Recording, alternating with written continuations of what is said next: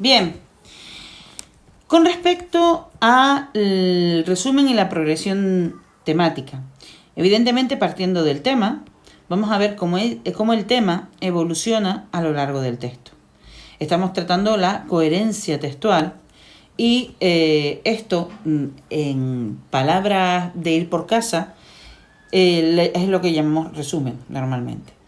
El resumen debe contener las partes más importantes del texto, como todos bien saben ya, y demostrar que efectivamente el texto es coherente, puesto que podemos seguir esa progresión temática, puesto que el texto tiene sentido. Si el texto está bien elaborado y el texto es coherente, tendrá sentido, su estructura interna será coherente. Dentro de la estructura interna, puesto que se trata de un texto expositivo argumentativo, vamos a trabajar las partes propias del texto expositivo argumentativo. Y de hecho esta progresión temática y este resumen lo podemos hacer aprovechando la estructura habitual del texto expositivo argumentativo, que es introducción, cuerpo argumentativo y conclusión. Puesto que esta estructura que estamos hablando es una estructura interna en realidad, es una estructura que se establece según las ideas que están vertidas en cada parte del comentario.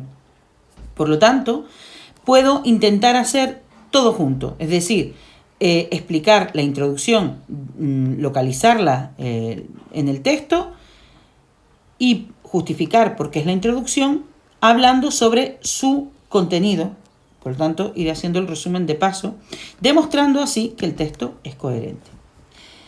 Otra parte importante del comentario de este texto es encontrar, localizar la tesis, explicar la tesis y justificar por qué esa es la tesis. Cuando decimos que hay que localizarla, es en el caso de que esté explícita. Es decir, que se encuentre literalmente en el texto. En el caso de que esté implícita, no podremos hablar de una localización, no podremos decir aquí está la tesis, puesto que no está. Si decimos que está implícita, es que se deduce de la lectura del texto completo, siempre y cuando el texto sea coherente. Entonces, en el caso de que esté explícita, explicaremos por qué esa es la tesis, estableceremos, justificaremos por qué es la tesis, y yo suelo recomendar que se establezca una relación con el título y con los argumentos, demostrando que efectivamente esa es la tesis, demostrando que efectivamente esos son los argumentos, que son el punto siguiente que se va a trabajar en el comentario.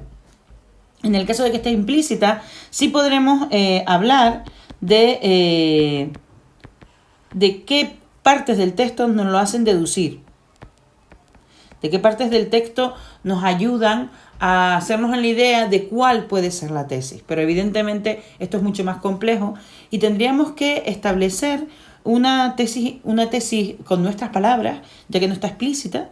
En el caso de que esté implícita, tendríamos que establecer nosotros una tesis con nuestras propias palabras y demostrando su relación igualmente con el título y con los argumentos. Lo que no puedo poner es un método estructural según la localización de la tesis si la tesis está implícita. Porque si está implícita es que no está. Si no está, no podemos decir el método que se sigue es inductivo, deductivo, encuadrado, porque no está.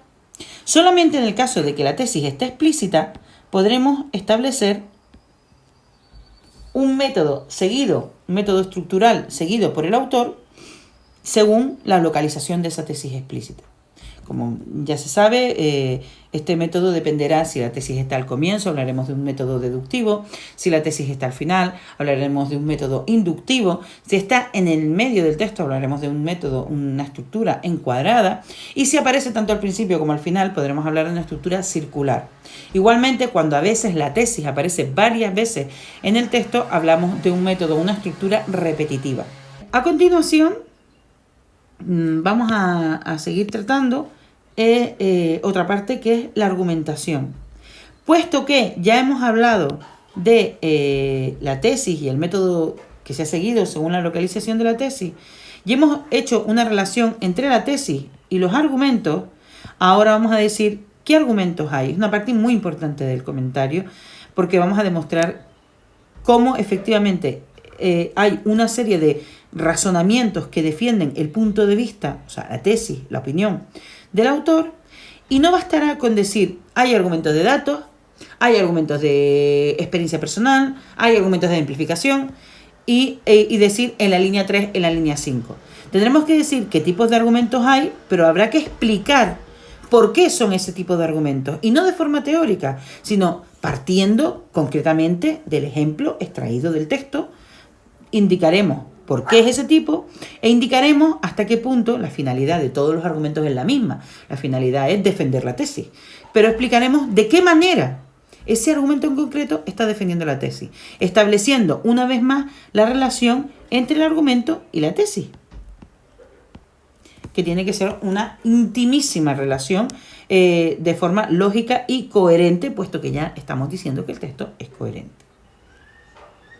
Finalmente, dentro de la parte de comentario expositivo de la pregunta de contenido, de la pregunta 1 del examen de BAU,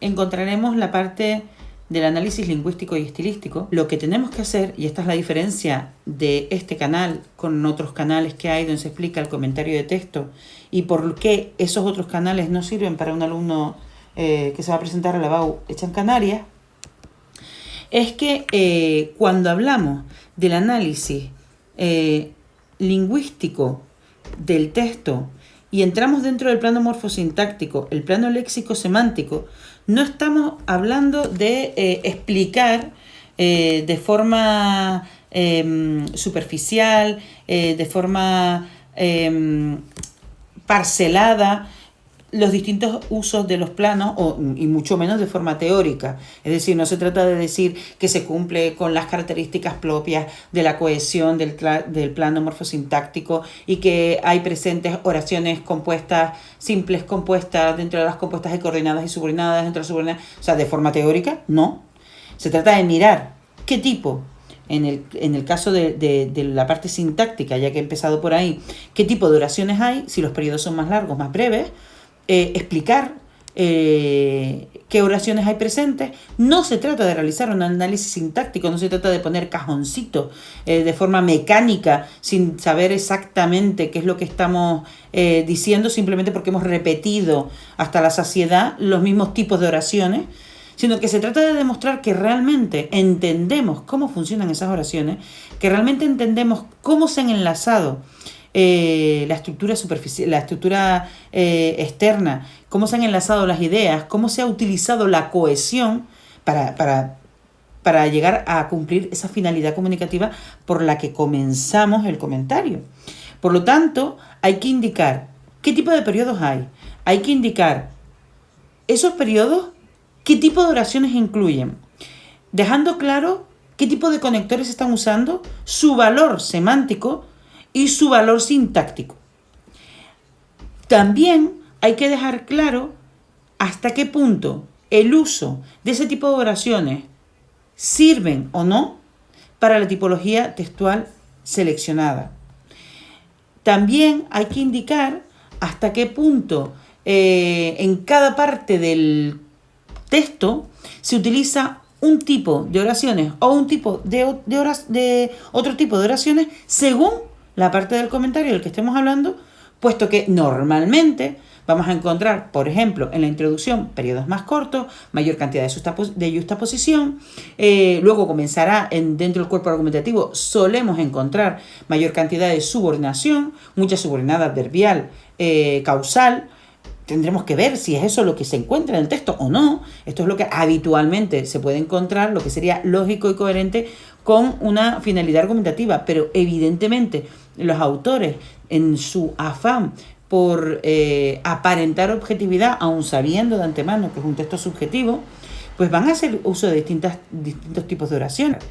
Evidentemente, si hay coordinación o hay justaposición, el ritmo de lectura va a ser más rápido y por algo será que el autor quiere que sea más rápido, y si hay mayor cantidad de subordinación, el ritmo será más lento y habrá que ver por qué el autor quiere que ese ritmo en ese fragmento, en esa parte del texto, sea más lento. Por lo tanto, hay que demostrar conocimiento y dominio de todas las estructuras sintácticas del español. Lo mismo sucede con el plano morfosintáctico. Dentro del plano morfosintáctico tendremos que ver qué categorías gramaticales son las utilizadas y qué uso hay de ellas y cómo el uso de esas categorías gramaticales ayudan o no a la finalidad comunicativa. Y lógicamente cuando hablamos de categorías gramaticales vamos a entrar dentro de usos connotativos y denotativos de esas categorías gramaticales. Es decir, como los adjetivos, por ejemplo, tendrán una fuerte connotación y como los sustantivos que añadan una serie de virtuemas, una serie de semas connotativos que aportan el significado connotativo de la palabra, pues aportarán mayor subjetividad al texto, puesto que es un texto argumentativo y subjetivo, es por mucho que se quiera aparentar lo contrario. Y entonces en cierto modo ya nos mezclamos con el plano léxico-semántico.